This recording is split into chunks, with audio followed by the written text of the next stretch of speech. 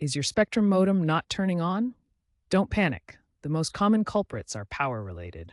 First, meticulously check the power cord. Ensure it's securely plugged into both the modem and the electrical outlet. Inspect the cord for any fraying, kinks, or damage. A faulty power cord is a frequent cause. Use only the original Spectrum-provided cord to avoid compatibility issues. Next, verify the electrical outlet. It needs to be grounded and functioning correctly. Test the outlet with another device or ideally a multimeter to confirm it's delivering between 110 to 120 volts AC. Avoid using extension cords or power strips, especially those with surge protectors, as they can sometimes interfere with the voltage. If possible, try a different outlet known to be working well. These steps address roughly 60% of power-related modem issues.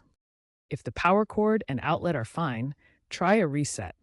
A soft reset involves pressing the reset button on the back of the modem for 10 to 15 seconds.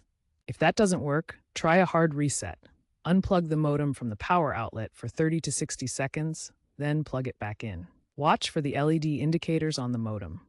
No lights usually mean continued power failure, while blinking lights indicate the reset is in progress. If problems persist, newer Spectrum modems have AI diagnostics via the Spectrum app that can detect power faults. Looking ahead, modems are becoming more reliable with features like mesh systems to distribute power loads and even built-in UPS for short outages. Remember, never open the modem casing yourself. Doing so voids the warranty and poses an electrical shock risk. Contact Spectrum support if these steps don't resolve the issue.